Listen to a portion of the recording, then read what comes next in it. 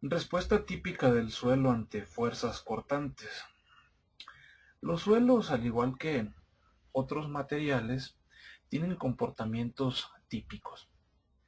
Pero a diferencia, por ejemplo, del concreto o de otros materiales que son mucho más homogéneos, pues los suelos existe mucha variedad de estos y también pueden tener diferentes comportamientos, aunque se han detectado algunos grupos de suelos y su correspondiente comportamiento típico. No nos hagamos a la idea de que existen suelos tipo 1 o suelos tipo 2, o que en la jerga o en el lenguaje de la geotecnia, a alguien si le llamas, si haces referencia al suelo tipo 1 vas a ver a qué te refieres, o al suelo tipo 2 vas a ver a qué te refieres. Pero para este caso vamos a dividir los suelos en dos grandes grupos y lo vamos a llamar así: suelos tipo 1 y suelos tipo 2. En los suelos tipo 1 vamos a agrupar generalmente las arenas sueltas, arenas normalmente consolidadas y arcillas preconsolidadas, ligeramente. Y en los suelos tipo 2 vamos a ver arenas compactas y vamos a ver arcillas preconsolidadas.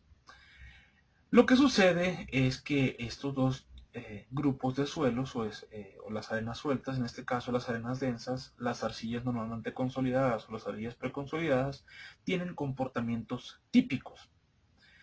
No necesariamente vamos a dividir las arcillas en arcillas preconsolidadas o normalmente consolidadas, sino que este parámetro de la carga de preconsolidación vamos a moverlo un poquito a relaciones de preconsolidación OCR menores que 2 y mayores que 2. Las menores o iguales que 2 vamos a agrupar aquí los suelos tipo 1, y a los suelos tipo 2 vamos a decir que estos suelos tienen una OCR pues mayor que 2.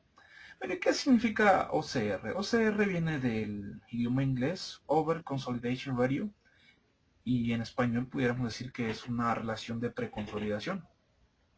¿Qué significa una relación de preconsolidación? O más bien, ¿qué significa preconsolidación? Para saber ¿cuál es la carga de preconsolidación de un suelo? Tenemos que hacer su curva de compresibilidad, esta que vemos nosotros aquí.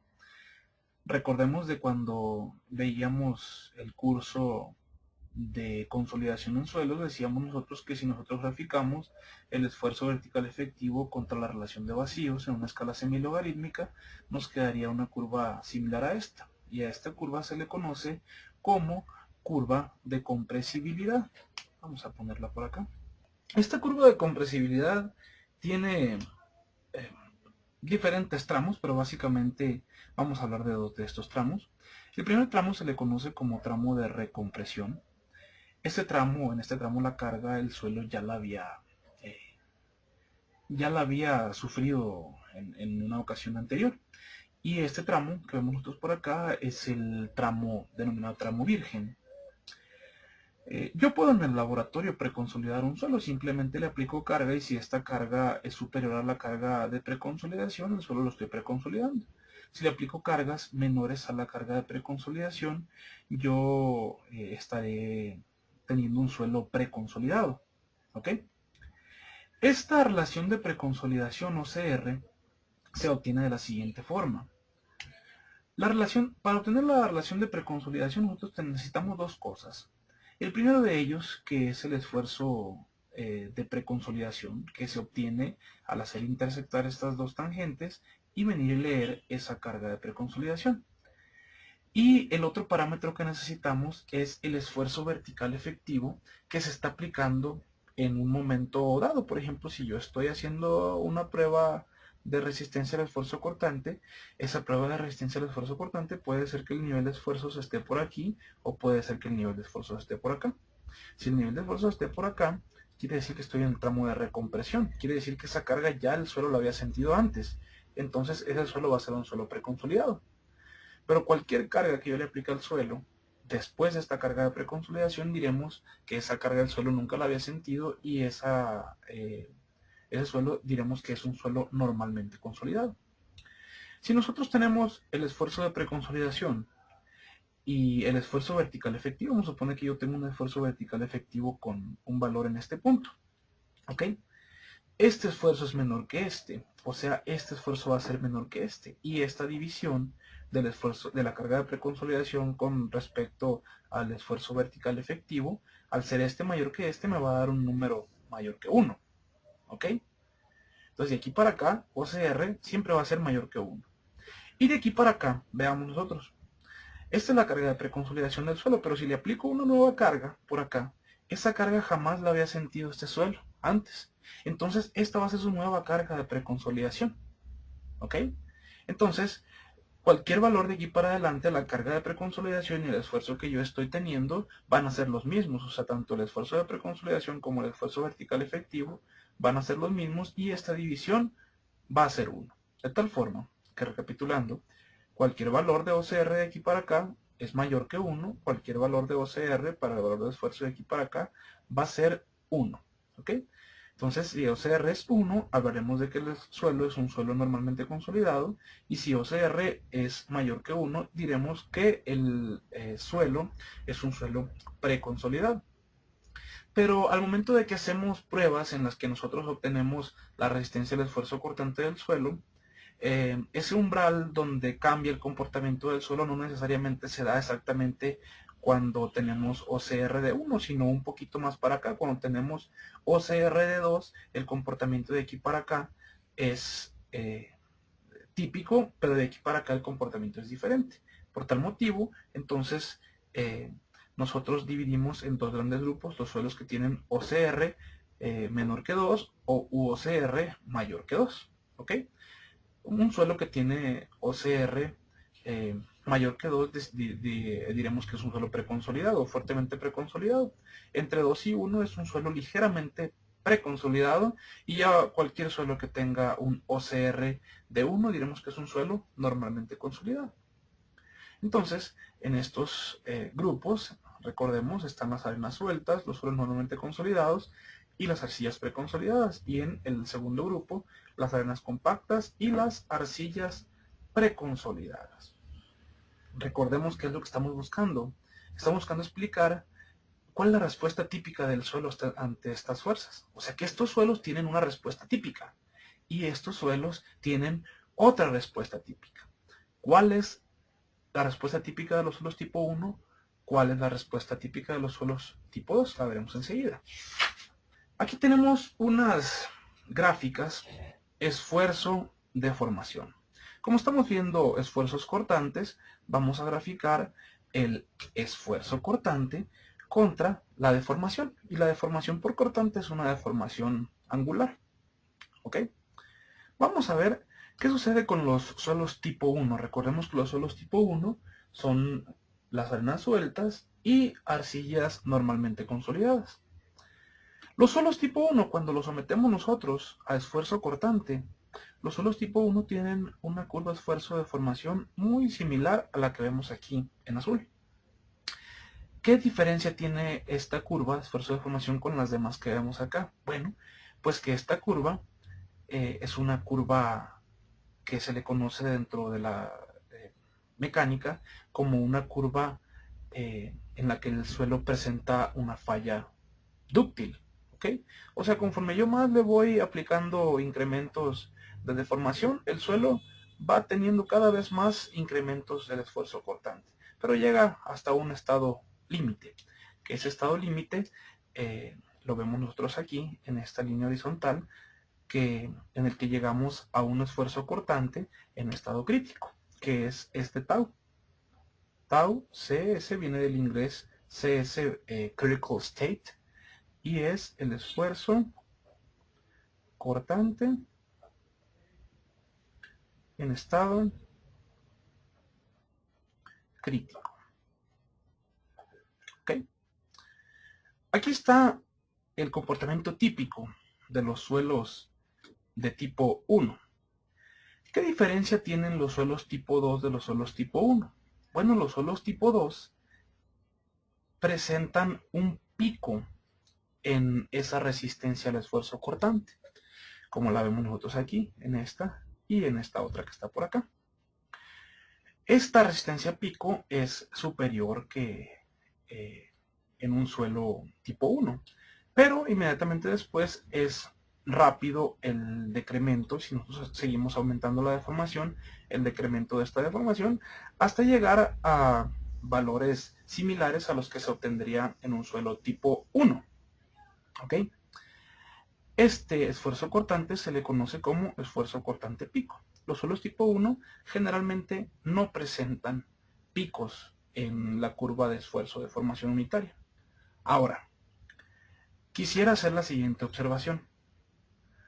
Un mismo suelo puede presentar los dos comportamientos. Un mismo suelo puede presentar los dos comportamientos. Imaginemos, vamos a volver a esto que habíamos visto anteriormente. Imaginemos que tenemos una arcilla a la que le vamos a aplicar que le vamos a hacer una prueba para conocer su resistencia al esfuerzo cortante. Y esa arcilla, si le hiciéramos nosotros su curva de compresibilidad, nos quedaría como esta. Imaginemos que la curva de esfuerzo de formación que les estaba mostrando en la otra lámina, yo la hago con esfuerzos que están en este rango. Entonces estaré yo haciéndole una prueba de esfuerzo cortante a un suelo pues preconsolidado, ¿verdad? Ahora imaginemos que en un mismo lugar sacamos una muestra diferente, que al final de cuentas vamos a suponer que son iguales. Ahora, yo le puedo hacer una curva de esfuerzo de formación con esfuerzos que ya no anden por este rango, sino por esfuerzos que anden por este rango. Veamos que es la misma arcilla en ambos, pero la misma arcilla, la misma muestra de arcilla, dependiendo de los esfuerzos que yo utilice, me puede dar un comportamiento para los suelos tipo 1 o para los suelos tipo 2. ¿Ok? Todo depende del nivel de esfuerzos que esté utilizando. Entonces, si nosotros a una arcilla le aplicamos un nivel de esfuerzos en el cual no sobrepasamos su carga de preconsolidación, seguramente su curva de esfuerzo de formación me va a quedar como esta. Pero si al mismo suelo yo le hago una prueba con esfuerzos superiores y que sobrepaso yo su carga de preconsolidación, más bien lo consolido de nuevo el suelo, pues ese mismo suelo me pudiera presentar una curva como estas. Aunque la resistencia al cortante en estado crítico, tanto de esta curva como de esta curva, que es para el mismo suelo, me darían muy similares y tenderían hacia el mismo punto.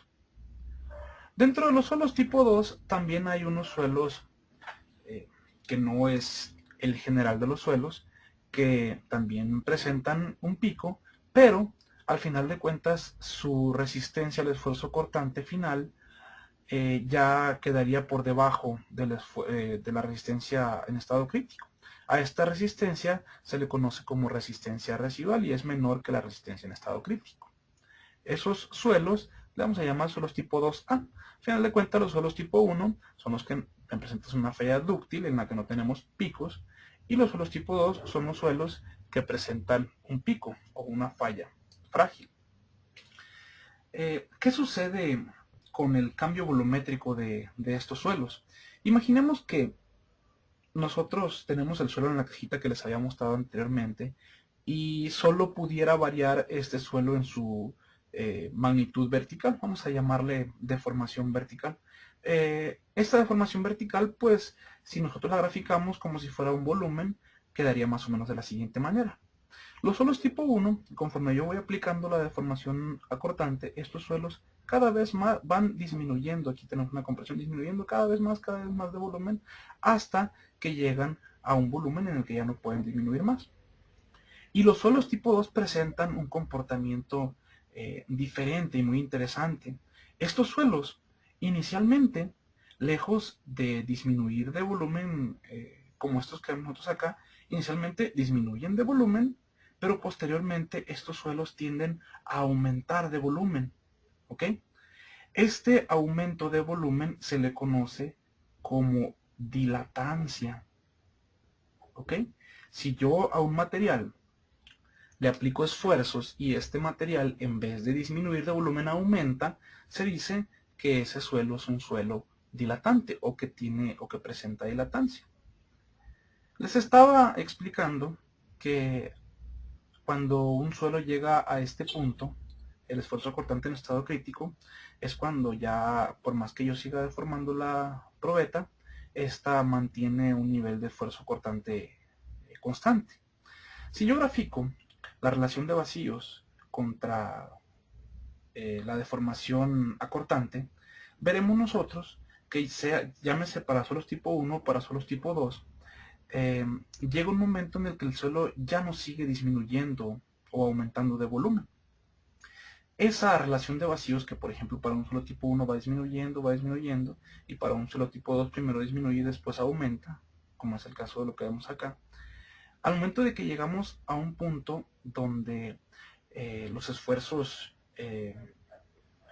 pues ya no aumentan y tampoco aumenta o disminuye, o sea, ya no se presenta un cambio en el volumen del material, se dice que llegamos nosotros a una relación de vacíos crítica, ¿ok? Cuando ya el material ya no cambia de volumen, por más que le sigamos nosotros aplicando esfuerzo, se dice que ese es el estado crítico. Vamos a recapitular todo esto. Decíamos, estábamos viendo cuál es la respuesta típica del suelo ante fuerzas cortantes. Decíamos en la lámina anterior que hay suelos tipo 1 y suelos tipo 2. Los suelos tipo 1 son las arcillas preconsolidadas o arenas sueltas, y los suelos tipo 2 son arcillas normalmente consolidadas o arenas densas. Veamos nosotros que los suelos tipo 2 presentan un esfuerzo cortante pico, y conforme le seguimos aumentando su deformación angular, llega a un punto donde ya su resistencia al esfuerzo cortante ya no cambia. Y los suelos tipo 1 presentan lo mismo, solamente que sin presentar una resistencia al esfuerzo cortante pico. Este punto donde convergen estas gráficas se le conoce como esfuerzo cortante en estado crítico. También hicimos una mención muy breve acerca de que existen algunos suelos que su resistencia final, o conforme ya vamos en deformaciones angulares muy grandes, queda debajo de la resistencia al estado crítico, o sea, aquella en la que el volumen de la probeta o de la muestra que estemos analizando ya no cambia, ¿ok? Esa resistencia se le conoce como resistencia residual. Hay algunos autores que le llaman a esta resistencia, la resistencia en estado crítico, le llaman resistencia residual, pero poco a poco, conforme nos vayamos familiarizando con estos términos, vamos a entender de qué se trata cada una de ellas. Decíamos también que los suelos tipo 1, conforme le aplicamos deformación cortante, los suelos tipo 1 solamente disminuyen de volumen, y los suelos tipo 2 inicialmente disminuyen, pero después tienden a aumentar este volumen. Ese aumento de volumen, al momento de estar sujeto a esfuerzos, se le conoce como dilatancia. Y decíamos que el estado crítico de los suelos es cuando, a pesar de que le estemos aplicando nosotros una fuerza cortante, pues ya este suelo ya no cambia su volumen.